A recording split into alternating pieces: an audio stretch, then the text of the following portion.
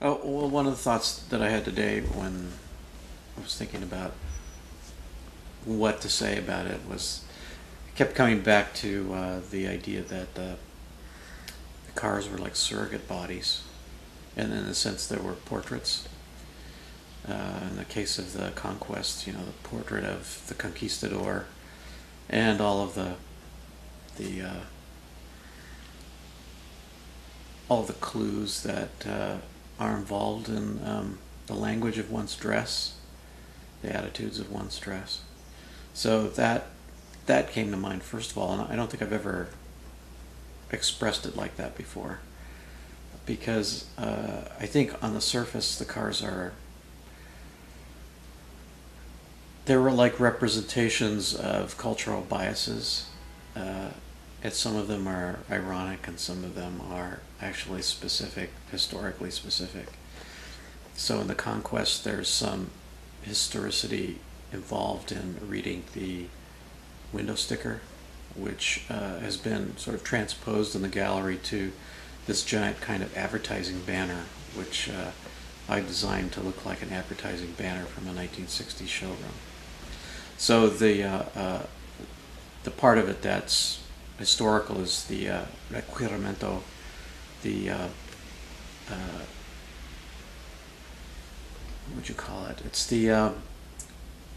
the waiver that was read to the Indians in Spanish to them from King Ferdinand, saying basically, you need to worship our God. You have to worship our God. You have to obey these people, these strangers that have come into your homes. And if you don't, we will rape, torture, enslave you. That's basically your fault.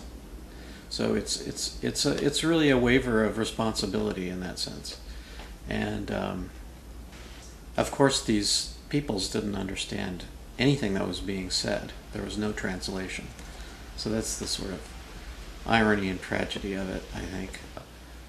The DeSoto was, in its heyday, was designed by Virgil Exner from the Chrysler Corporation, and he was the man that really invented the forward look, the finned look that sort of he and Harley Earl basically defined the 1950s space age, jet age design, and then when DeSoto was killed in the early 60s by Chrysler Corporation because of poor sales, the next man in line was Elwood Engel. He's the man that designed the slab-sided Lincoln Continental, the Continental in the JFK assassinations, that sort of famous, beautiful, minimal, boxy car.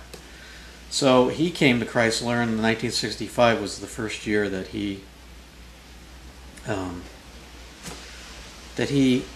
design sense completely overcame Virgil Exner's sort of space age, almost sort of, I don't know, sort of a metamorphic design that Exner had going, where he had bumps and bulges and all kinds of weird fins everywhere. Exner was just the opposite. He was all about minimalism and filling out the box. And I really wanted a DeSoto from that time period. I don't think I actually, I don't think I identified with the early DeSotos very much. So this was a sort of this was like a daydream, like to for my namesake to go on, but then getting involved in making something that's branded after your name is all the hidden messages that occur in that, and all the implications of being Native American and Hispanic. So it's like being a Jewish person named Hitler. It's got that kind of a weird twist to it if you think about it. Because DeSoto, Fernando DeSoto, he was an amazing person. He basically destroyed the Incan Empire in Peru. Him and 165 men. And his hubris was infinite. He just thought that wherever he went, he would get what he wanted. And so when he came to Florida, after he was made the governor of Cuba, he wandered about 3,000 or 4,000 miles through the southeast to no avail. He found no gold, no rich cities, nothing except bad turns every way you could find it. So his conquest of America was kind of a failure.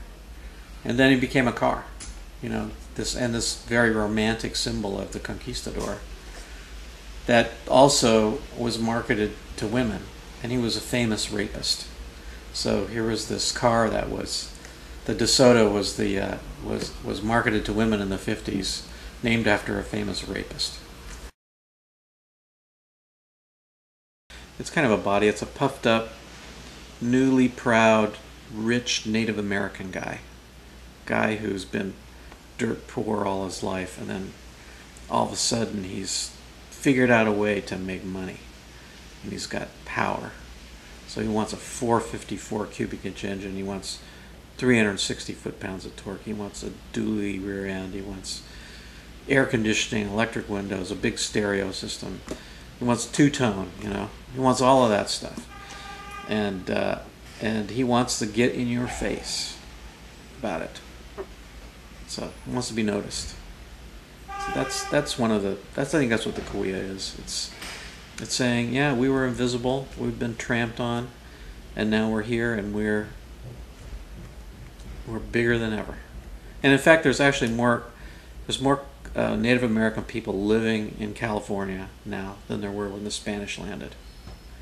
So it's not like everyone just disappeared. And I think that people have been invisible for a long time, and it's because visibility in the society is based on accomplishments in the area of economic accomplishments. So if you don't have those accomplishments, you're invisible, and that's part of it. A lot of the gear inside on the truck refers back to money. The tapestry, which is sort of the bed cover, is a craps table design, but it has Indian symbols in it. The upholstery looks like some sort of Indian basket weave upholstery, but it's actually the pattern from a $100 bill. So it's the exterior pattern of the $100 bill, that sort of fractal woven pattern is inside of where you sit on money, basically. And the little teepee on the side, which is the camper special, what do you call it, an insignia. It has the Mason's eye from the dollar bill, like on the top of the teepee. So it's God and money put together, It's the spiritual coming home, that sort of idea. And then there's a lighting system underneath it, which sort of pulsates. It's like one of those gambling machines at the casinos, one-armed bandits, where you're sticking money in and staring at a little screen, hoping for 777 to show up.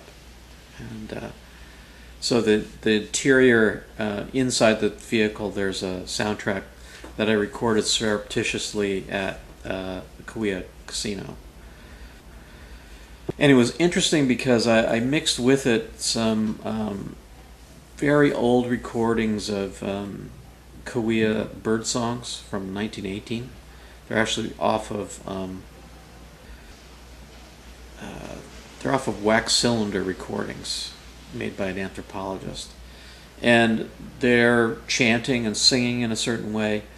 And it's interesting, in the background you can hear the guys at the craps tables, yelling out these